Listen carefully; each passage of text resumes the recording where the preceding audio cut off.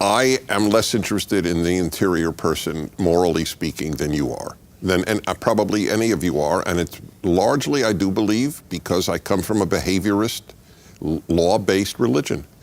We care how you act. That's why we don't have a claim that if you look at another woman with lust, it's as if you've committed adultery with her. I am, as I said yesterday, I thank God for America's Christians.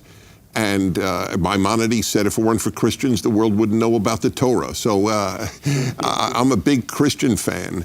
But obviously Christianity and Judaism are not identical religions. And we have no equivalent that if you look upon another woman with lust, it's as if you have committed adultery with your heart.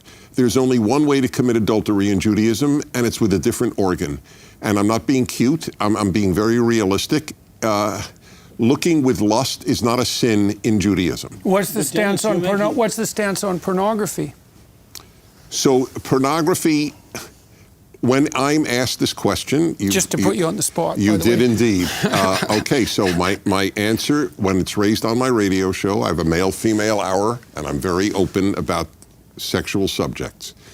I always ask if a wife calls me and says, my husband looks at pornography, I found on his computer, I have one question.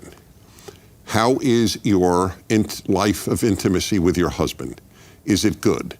In other words, is the pornography in lieu of you or in addition to you? Mm-hmm. And I know this is not a religious answer, and mm-hmm. I'm not even giving a religious answer. I'm giving mm-hmm. what I think is a moral and realistic answer. Men want variety. And if adultery is a substitute for, if pornography is a substitute for one's wife, it's awful. If it's a substitute for adultery, it's not awful. That is my unpredictable answer. Well, there is a clinical rule of thumb that's akin to that, I would say. If you're trying to decide clinically whether someone's partaking in a habit, say use of alcohol, has reached the threshold of clinical significance, one of the things you do is ask the person you're assessing, now, is it interfering with your employment? Has it got you in trouble with the law? Is your family complaining? Does it stop you from doing other things that you should be doing? And so the judgment isn't the use of the forbidden substance itself. It is in some sense consequentialist. And I'm not saying that that's an absolute, but it is a hallmark of clinical judgment. But Dennis, you're making, I think, too big a gap between, behavior and where it comes from. And surely the 10th commandment is exactly that. You could expound everything Jesus said from thou shalt not covet thy neighbor's wife, or another woman you're not whatever. Mm-hmm. Well, the whole point of coveting, it begins in the heart. And I understand your Hebrew word for covet is a desire that doesn't stop halfway. Right, to take. It takes action. It's to take. Yeah. It's not, there's no ban in the 613 laws of the Torah on lusting. I don't even know there's a ta'ava is the closest you could get to lust in Hebrew. But okay. Okay, so let me ask you about that. The covet is critical. I can be attracted to my neighbor's wife. I can't want her. There's a difference because but what about a single woman? I asked one of the great Protestant thinkers of our generation in a public debate in Phoenix. I asked them, so can a single Christian male look upon a single woman with lust? He can't be committing adultery. He's not married and she's not married. So is the real ban lust or is the ban on adultery? Yeah, I mean, at least for me, when I hear all of this from my own Orthodox perspective, it's bewildering because at least from the tradition in which I am, it's not a morality question. Even the word morality, it bothers me. At least in the Christian tradition that I participate in, the call is to be transformed. The call is to be free. That's the call. Christ is calling us to be free. And so the idea of like, can you lust or can't you lust or can you do this or not this? The answer is we have desires in us, and these desires tend to enslave us. They tend to pull us into themselves. And these laws are exterior ways for you to understand how it is that you can now be free from these desires. None of the desires are wrong. Like sexual desire isn't wrong, desire to eat isn't wrong, none of these things are wrong.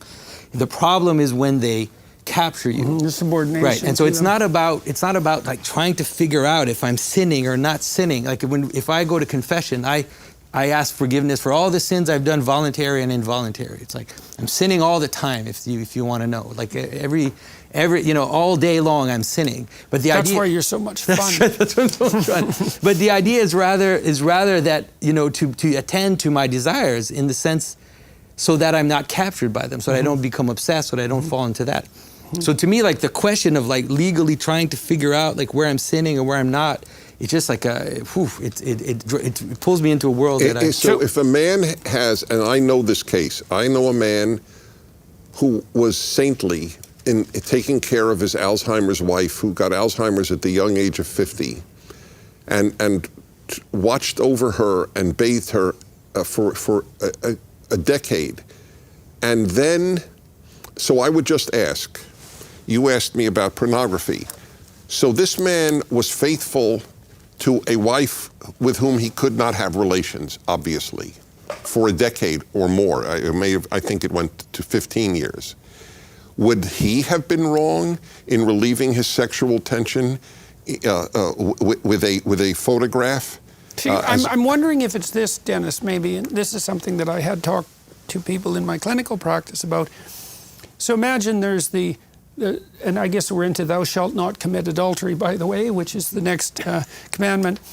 You can imagine an erotic image that compels sexual desire, and I think that's part of what we're discussing, the morality of that, or its potential to be an implement to the instantiation of an ideal. You can imagine a situation where your desire is to sleep with your neighbor's wife. You're not acting on it, but the reason you're not acting on it is because she doesn't want to sleep with you.